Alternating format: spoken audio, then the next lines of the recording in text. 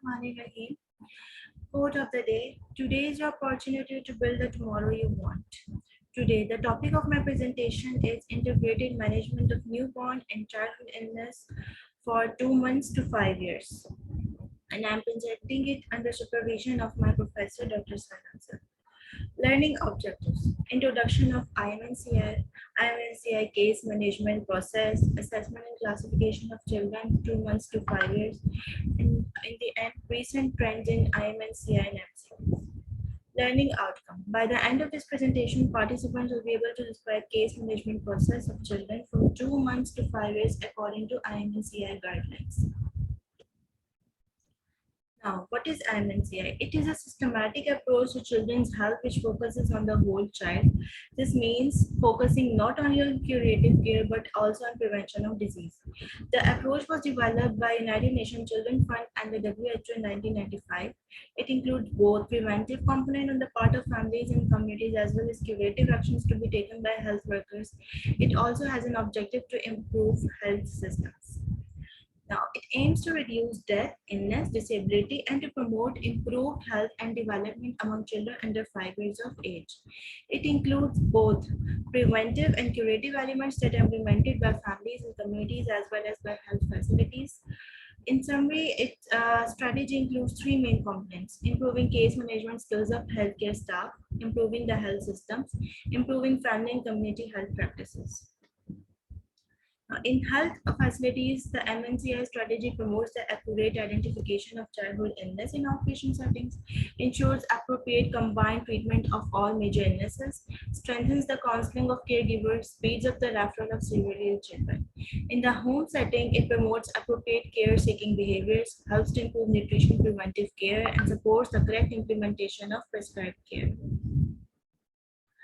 IMNCI in Pakistan. Pakistan is implementing this strategy since late 90s, but not at the required level.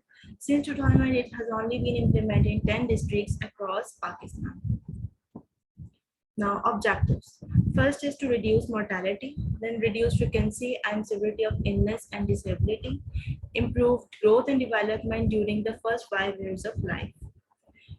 IMNCI case management process, it is the systematic approach starting from assessment, classification, identification of treatment, then treatment, counseling, and the last follow-up.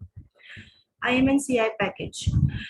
The guidelines recommend standardized case management procedures that based on two age categories. First, we have from up to 2 months, which we have already learned in the last presentation. Today, we will go through the management package from 2 months to 5 years.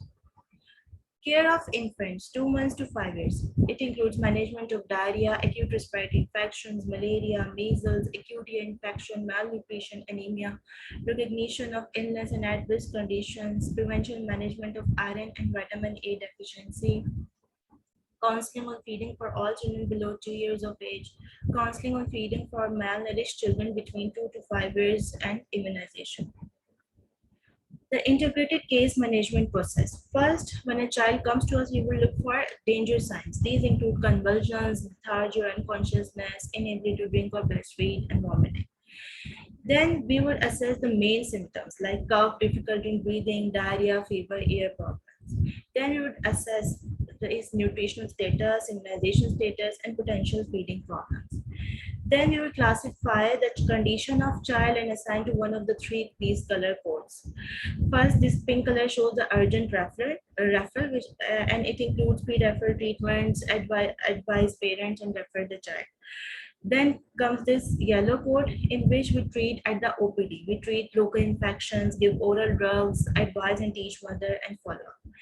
And this green color code shows the home management. We counsel the caretaker or mother on how to give oral drugs, treat local infections at home, continue feeding, danger signs, and when to follow up. Now, first we assess that we ask the mother that what child problems are.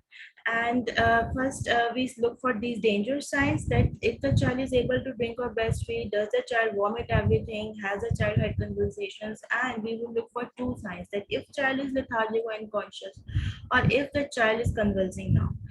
Then if all these things are present, then the urgent attention, that is we will look for these danger signs, and then we would label as severe, very severe disease. This pink color shows this. That is, give diazepam if convulsing now, quickly complete the assessment, give any preferred treatment, then treat to prevent the low blood sugar, keep the child warm, and most importantly, he should be referred urgently. Now, if the child comes with cough or difficult breathing, then we will ask these main questions, that for how long it is, and we would look for the breaths per minute, chest in drawing, stridor, and wheezing. And if and we will classify these cough or difficult breathing, that if the danger signs are present or stridor in calm child, then we will label him as severe pneumonia or very severe disease. So we will give him just first dose of appropriate antibiotic and refer him urgently to hospital. If there is just chest in drawing or fast breathing, then we will label him as pneumonia. We would give him oral amoxicillin for 5 days, and if wheezing is present, we will give him inhaled bronchodilators for 5 days, and if cough for more than 14 days or recurrent wheeze is present, then we will go for TB or asthma assessment, and we would advise mother when to return immediately and then follow up in 3 days. But if no signs of pneumonia or very severe disease present, then he will be just labeled as cough or cold. For wheezing, we would give him inhaled bronchodilators, soothe the throat, and relieve the cough with a safe remedy. And if cough for more than 14 days is present, then we would go for TB or asthma assessment, advise the mother when to return, and follow up in 5 days if not improving. And very important thing to remember is that fast breathing is labeled when the child from 2 months up to 12 months, if he's presented with 50 breaths per minute or more. And for the child 12 months to 5 years of age, if he presents with 40 breaths per minute or more, then we will label it as fast breathing.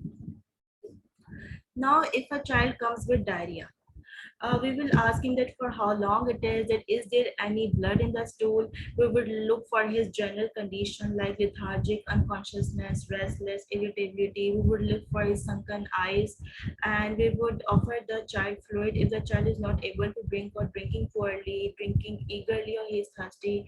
Then we would look for his skin pinch, and if it goes very slowly, that is more than 2 seconds, or just slowly. So for dehydration, if any of these two of the following danger signs are present, then we will label as severe dehydration. If child has no other severe classification, give fluid or severe dehydration, that is plan C. We would later discuss what plan C is. And if or if child has another severe condition, then we would refer him urgently to hospital. We would advise the mother to continue breastfeeding. If child is 2 years older and is cholera in your area, give antibiotic for fallback. Now, if two of the following signs are present, that is breathless, irritability, sunken eyes, drinks eagerly, thirsty skin pinch, goes back slowly, then it is labeled as some dehydration. We will give him fluid, zinc supplements, food for some dehydration, and if a child has severe classification, we will refer him urgently to hospital. We would advise the mother to continue breastfeeding. And if no enough signs are present to classify him as some or severe, then he will be just having no dehydration, and we will give him fluids, zinc supplements, and food to treat diarrhea at home. Advise the mother when to return and follow up in 5 days if not. Now, if diarrhea is present for more than 14 days, we would label and also accompanied with dehydration, then we would label him as severe persistent diarrhea with dehydration. We would treat dehydration before refer unless the child has another severe classification and referred to hospital. And if no dehydration is present but diarrhea is present for more than 14 days, then it is just persistent diarrhea. Advise the mother on feeding a child who has persistent diarrhea, give multivitamin, that is zinc, for 14 days and follow up in 5 days. And if blood is present in stool, then it is called dysentery. For this condition, we give him ciprofloxacin for 3 days and follow up in 3 days. Now, if a child is coming to you with fever, Then again, we will ask the history and for how long it is, and if more than 7 days, then fever has been present every day, and the child has measles within the last 3 months, and we will look for his neck stiffness, running nose, bacterial cause of fever, and any signs of measles and general rash. Okay, then we would classify fever as if he is living in high or low malaria risk, then we would look if there any danger sign or neck stiffness.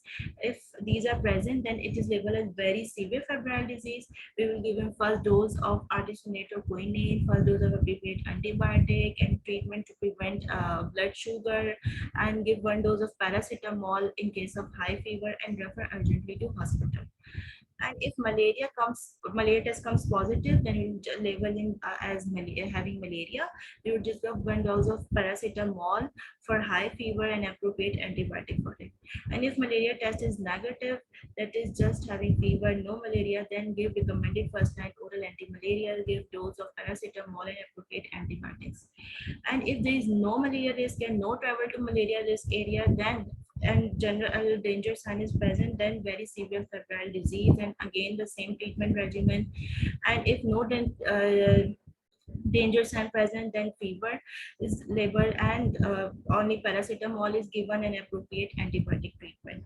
Now, if there is measles, he is presented with measles or within 3 months, we look for general danger signs. Then it is called severe complicated measles. We would give him vitamin A, first dose of appropriate antibiotics, and if clotting of cornea, pus draining from eye, then we would give him eye ointments and refer him urgently to hospital.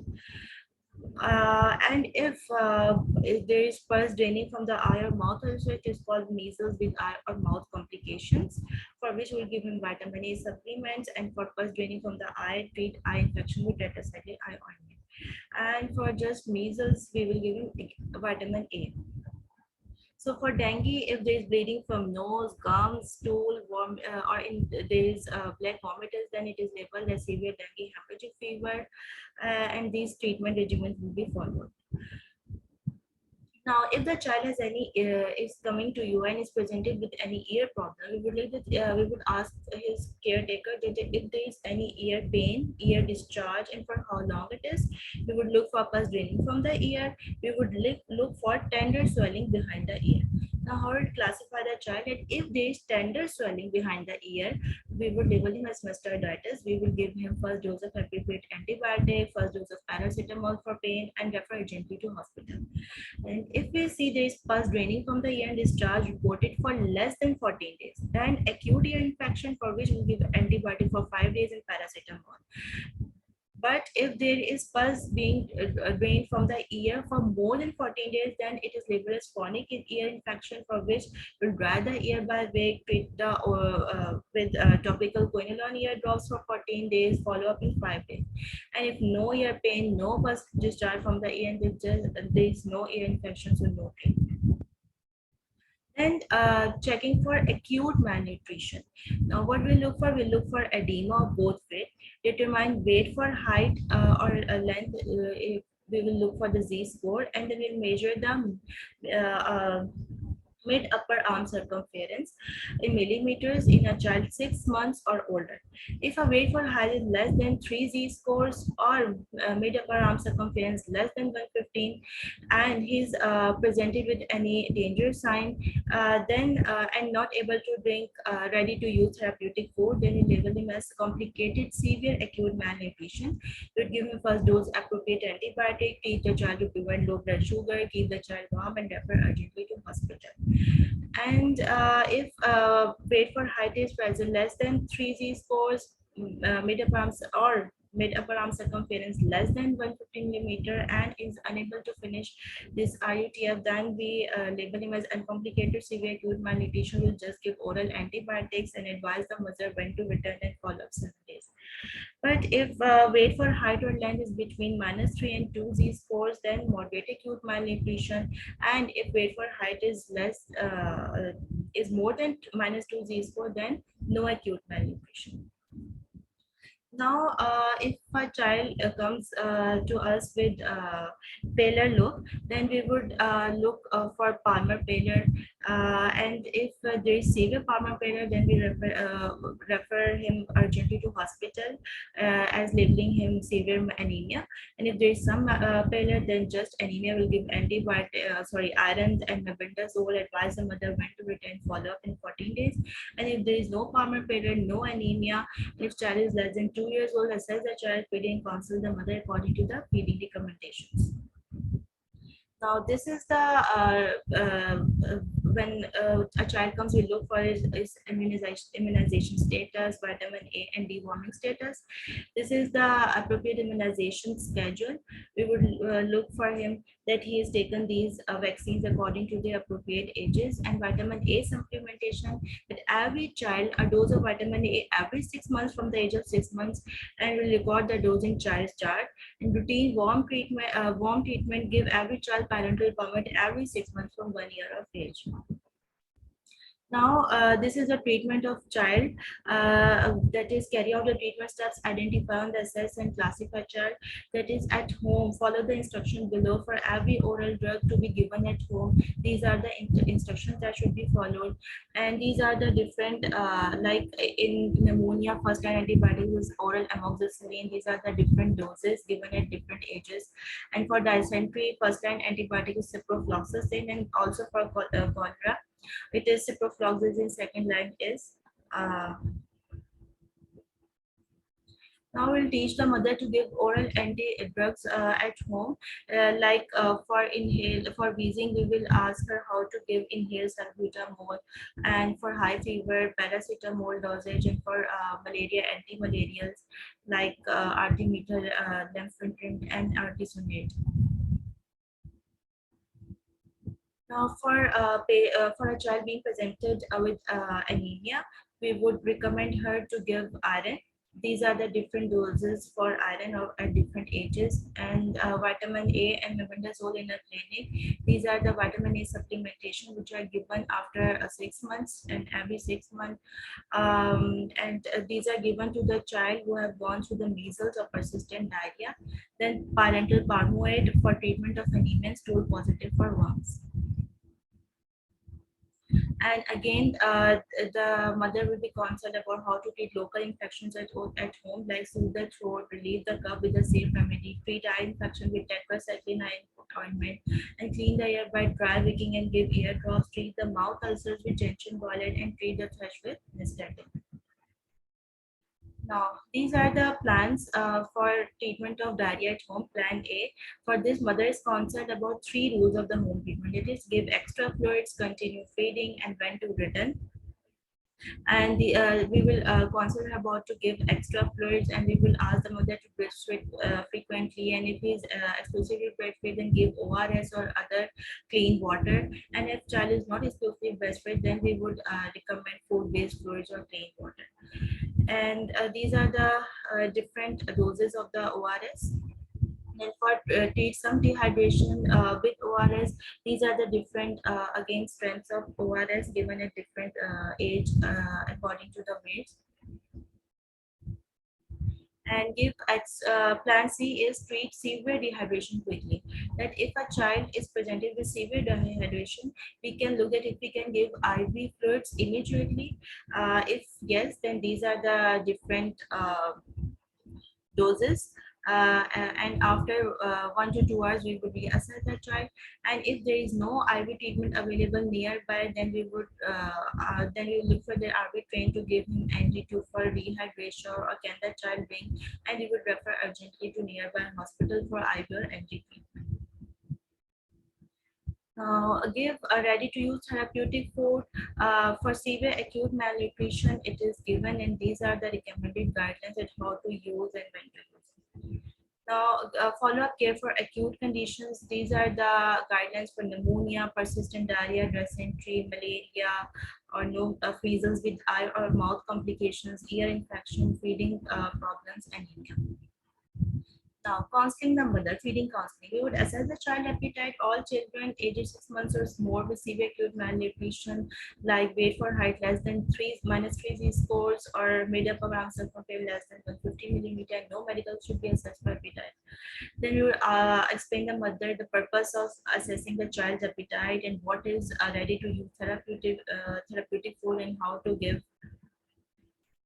And if assess the feeding of the child is less than 2 years old, then as moderate acute malnutrition or anemia, then we will ask the mother that how she feeds her child, and if the child is receiving any breast milk, we will ask that how many times, and does the child take any other food or fluids. If moderate acute malnutrition, a child with confirmed HIV infection falls to gain weight or loses weight between monthly, then we will ask these questions. Now, these are the feeding recommendations during illness and health at different ages. Now, stop breastfeeding means changing from the breast milk to no breast milk, and in this we will help mother prepare and help her how to make transition and how to stop it completely. Then for any sick child, we would concern about breastfeeding more frequently and for longer at each feed. If child is taking breast milk substitute, increase the amount of milk given and increase other fluids like soup, rice water, yogurt, drinks, or clean water. And for child with diarrhea, again, giving him extra fluid is life-saving. And these are the guidelines on recommended and when to return. Like these are the different follow-up visits in pneumonia, dysentery, measles, that is 3 days after treatment, and in acute malnutrition, 14 days after treatment. And we would also consult her that when to return immediately if a child is sick and not able to drink breastfeed, becomes sicker, develops a fever, and if a child has cough or cold and he is having fast breathing, difficult breathing, and if a child has diarrhea, she should return immediately if blood in stool or drinking poorly. So this is the IMNCI case recording form for the management of sick child age 2 months up to 5 years. These are the different conditions when the child should be returned immediately, like not able to drink or breastfeed, sicker, develops fever, feels usually cold. We have already gone through all these points. Now moving on to recent advances. This is an article on Child Health to Pakistan. Child Health Pakistan turning a new page in IMNCI implementation. According to it, Pakistan, together with other countries in the world, is committed to achieving the targets of Sustainable Development Goals. And integrated management of newborn childhood is a proven strategy, and Pakistan was a pioneer adopting implementing MNCI strategy in the late 90s and early 2000s. However, this strategy has not able to be implemented at the required level and the positively implicated on child health indicator. One major barrier is in this regard is the long training duration, for which this field tested a locally adopted average course, that is 6-day course incorporating the management of infants with possibly serious bacterial infections where referral is not possible. An average course is expected to accelerate scale up of IMNCI across the country, but is required to be complemented by skill reinforcement, clinical mentoring, supportive supervision, enabling environment, medicine, and supplies. So for all this purpose, focusing on pre-service MNCs is the most convenient method to ensure that all providers, public or private, receive the necessary pre-deployment trainings before starting their professional careers. This is in another article, Insight into Implementation of Facility-Based Integrated Management of Childhood Strategy in Rural District of Sindh. It determines the factor influencing IMNCI implementation at public sector primary health in Sindh, Pakistan. And according to the major factors reported to enhance IMNCI implementation were knowledge and perception about the strategy and need for separate clinic for children aged under 5 years as potential support factors. Constant factors mainly include lack of clear understanding of the strategy, poor planning for IMNCI implementation, ambiguity in defined roles and responsibility among stakeholders, sufficient essential supplies and drugs at primary healthcare centers. Now, time for our MCQs. MCQ number 1. Mrs. Salim brought her 3-year-old daughter to the center due to cough for 1 week, unusual irritability, and episodes of vomiting. On assessment, you noted coryza, reddish posterior palate, temperature of 37.6, respiratory rate of 47 breaths per minute. Using the assessment sick child anemia can be classified under uh, pneumonia, severe pneumonia, very severe pneumonia, no pneumonia. There is a hint for you that the child is 3 years old, and for 3 years old, the normal breaths per minute is 40, and she is having 47 breaths per minute. Any guess? A. No. It is A, because it is not accompanied with any danger sign. A is the appropriate option. MCQ number 2. The WHO is concerned of the unnecessary deaths of children below 5 years old in the developing countries. IMNCI is trying to fight these unnecessary deaths. According to WHO, the most common cause of death among these under 5 children is malnutrition, malaria, pneumonia, diarrhea. Beta. B. C. Pneumonia Charlie. is the right option. Charlie. Number 3. How do you classify a 7-month-old child who keeps crying and is irritable, whose mother reports she is worried that her child might have been having ear pain for 2 days, and you find no tender swelling behind the ear and no pus draining from either ear? It is mastoiditis, acute ear infection, chronic ear infection, no ear infection. A. Beta. Alpha. No. Means there is no tender swelling behind the ear and there is no pus being drained from the ear. So it is just a ear pain. So it is D, no ear infection. For ear infection, there should be pus draining from the ear. If it is less than 14 days, then we label it as acute ear infection. If it is more than 14 days, then we label it as chronic ear infection. MCQ number 4. How do you classify an 8-month-old child who has been having diarrhea for 13 days, is lethargic, has no sunken eyes, drinks poorly, and whom the skin pinch goes back slowly? Severe dehydration with severe persistent diarrhea, some dehydration, or some dehydration with severe persistent diarrhea, no dehydration with persistent diarrhea.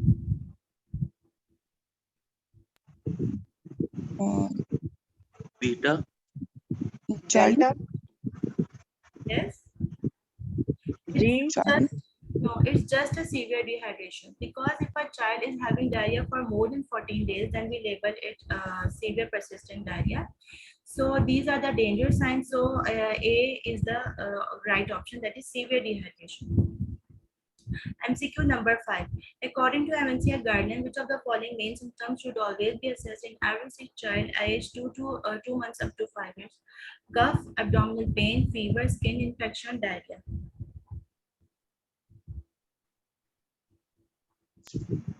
C. It's C, Delta. fever. MCQ number Fever. 6. A 9-month baby is brought to peds emergency with repeated vomiting, 5 episodes of diarrhea in last 24 hours. On examination, her auxiliary temperature is found to be 101 Fahrenheit. Which of the following questions should you ask to check for general danger signs in a 3-month-old child with fever? How many times has she vomited in the past 24 hours?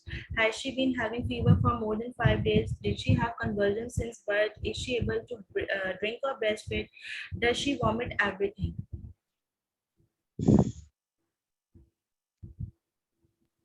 Delta. B. Yes, D is the right option, because it is a very important question to be asked to look for danger signs. MCQ number 7. Which of the following signs in a 12-month-old child with cough are indication for urgent referral?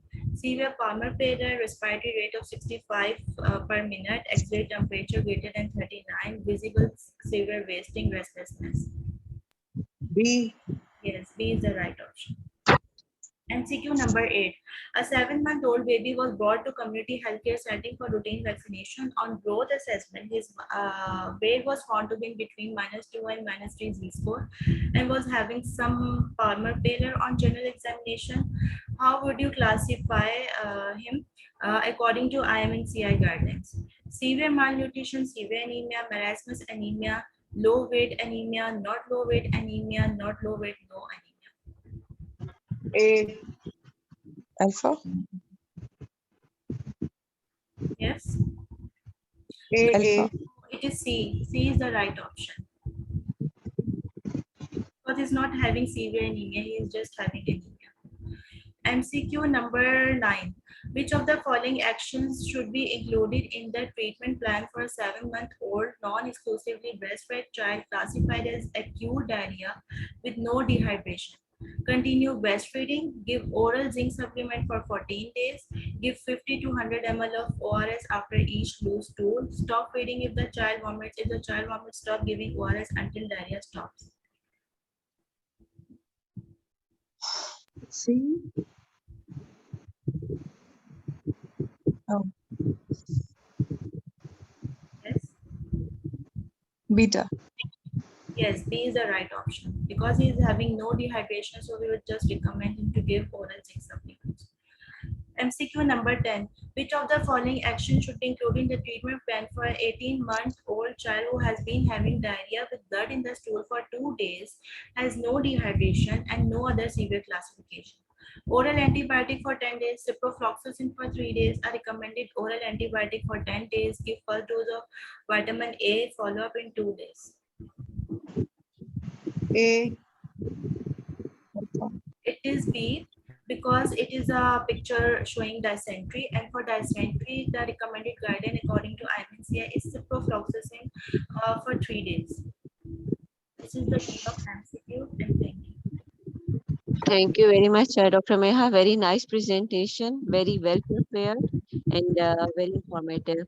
I am sure that all the students have gained a lot of knowledge from this, and I would request them to further read it in order to elaborate different important things and especially to solidify their concepts. Thank you very much for joining in. See you tomorrow, inshallah. Allah Hafiz. Thank you, ma'am. Love you. Love you.